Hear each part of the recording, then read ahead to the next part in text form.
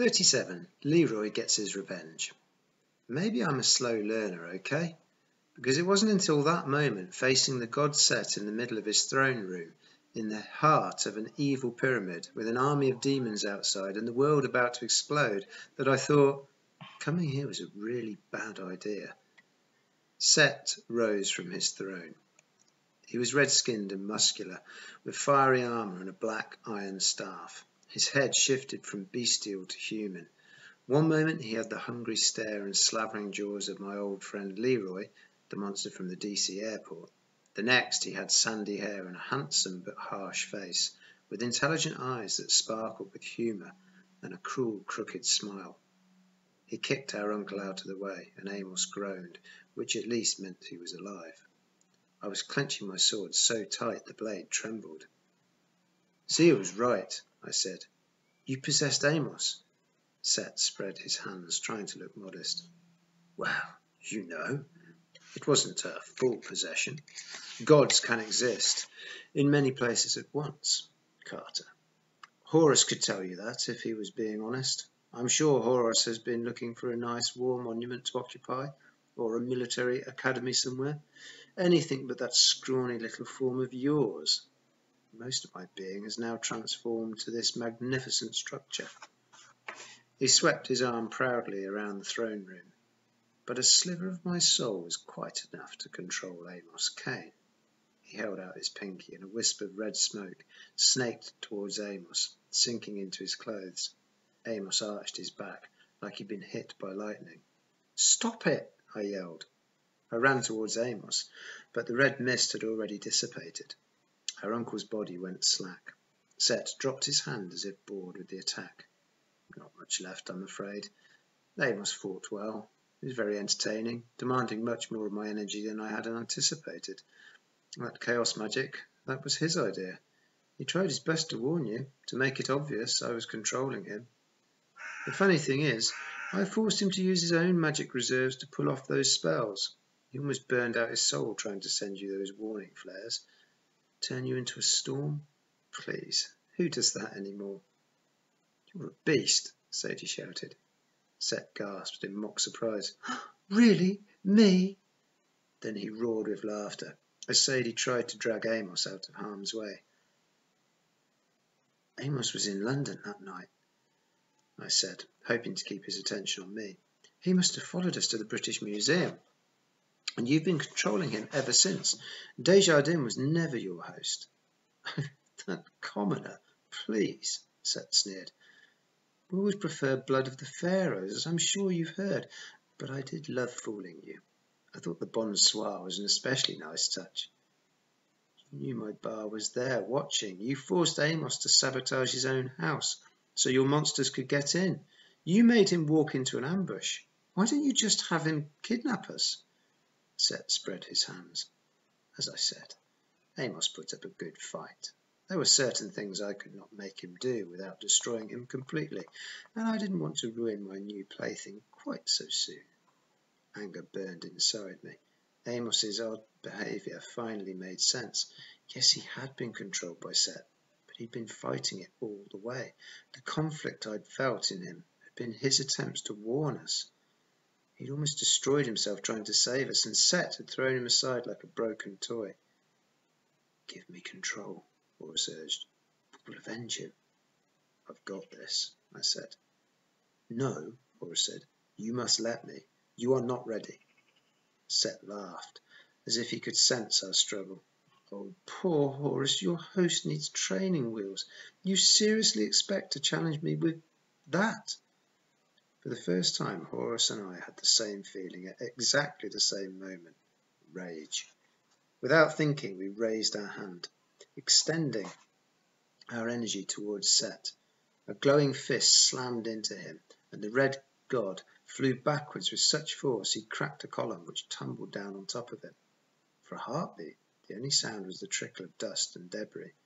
Then out of the rubble came a deep howl of laughter. Set rose from the ruins, tossing aside a huge chunk of stone. Nice, he roared. Completely ineffective, but nice. It will be a pleasure chopping you to bits, Horus, as I did your father before you. I will entomb you all in this chamber to increase my storm, all four of my precious siblings, and the storm will be large enough to envelop the world. I blinked momentarily, losing my focus. 4?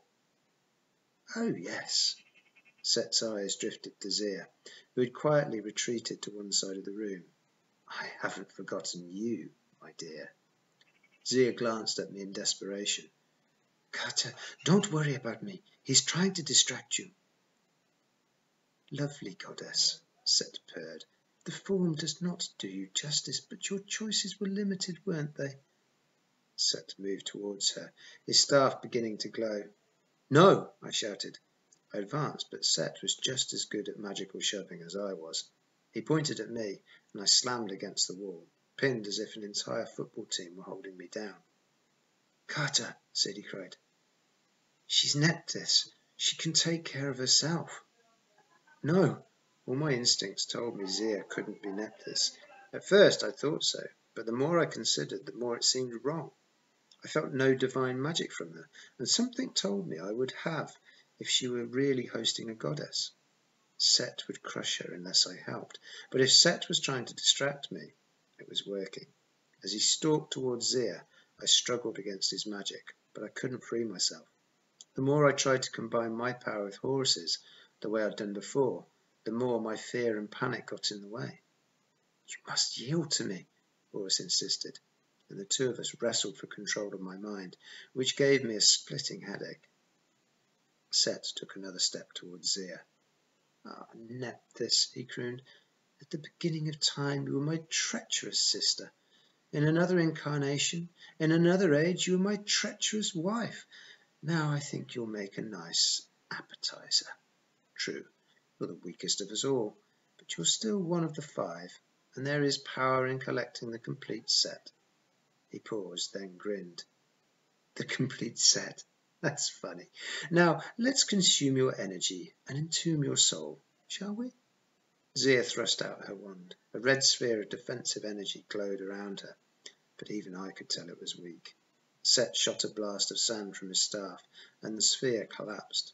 Zia stumbled backwards, the sand ripping at her hair and clothes. I struggled to move, but Zia yelled, Gata, I'm not important. Stay focused. Don't resist. She raised her staff and shouted, See House of Life. She launched a bolt of fire at Set, an attack that must have cost all of her remaining energy. Set battered the flames aside, straight at Sadie, who had to raise her wand quickly to protect herself and Amos from getting fried. She tugged at the air as if pulling an invisible rope, and Zia flew towards him like a rag doll, straight into his hand. Don't resist. How could Zia say that? I resisted like crazy, but it didn't do me any good. All I could do was stare helplessly as Set lowered his face to Zia's and examined her. At first, Set seemed triumphant, gleeful, but his expression quickly turned to confusion. He scowled, his eyes flaring. What trick is this? He growled. Where have you hidden her? You will not possess her, Zia managed, her breath choked off by his grip. Where is she? He threw Zia aside. She slammed against the wall and would have slid into the moat, but Sadie yelled, Wind! And a gust of air lifted Zia's body just enough for her to tumble onto the floor. Sadie ran over and dragged her away from the glowing trench. Set roared. Is this your trickery, Isis? He sent another blast of sandstorm against them, but Sadie held up her wand. The storm met a shield of force that deflected the wind around it. The sand pitted the walls behind Sadie, making a halo-shaped scar in the rock. I didn't understand what Set was so angry about, but I couldn't allow him to hurt Sadie. Seeing her alone, protecting Zia from the wrath of a god, something inside me clicked, like an engine shifting into higher gear. My thinking suddenly became faster and clearer. The anger and fear didn't go away, but I realized they weren't important. They weren't going to help me save my sister. Don't resist, Zia told me. She didn't mean resisting Set. She meant Horus. The falcon god and I had been wrestling with each other for days as he tried to take control of my body, but neither of us could be in control. That was the answer. We had to act in unison. trust each other completely, or we were both dead. Yes, Horus thought, and he stopped pushing. I stopped resisting. Letting our thoughts flow together, I understood his power, his memories, and his fears. I saw every host he had ever been, over 1,000 lifetimes, and he saw my mind, everything, even the stuff I wasn't proud of. It's hard to describe the feeling, and I knew from Horus's memory that this kind of union was very rare, like the one time when the coin doesn't land heads or tails, but stands on its edge, perfectly balanced. He did not control me. I did not use him for power. We acted as one. Our voices spoke in harmony. Now. And the magic bonds that held us shattered. My combat avatar formed around me, lifting me off the floor and encasing me with golden energy. I stepped forward and raised my sword. The falcon warrior mimicked the movement, perfectly attuned to my wishes. Set turned and regarded me with cold eyes. So, Horus, he said, you managed to find the pedals of your little bike, eh? That does not mean you can ride. I am Carter Kane, I said, blood of the pharaohs, eye of Horus, and now Set, brother, uncle, traitor. I'm going to crush you like a gnat.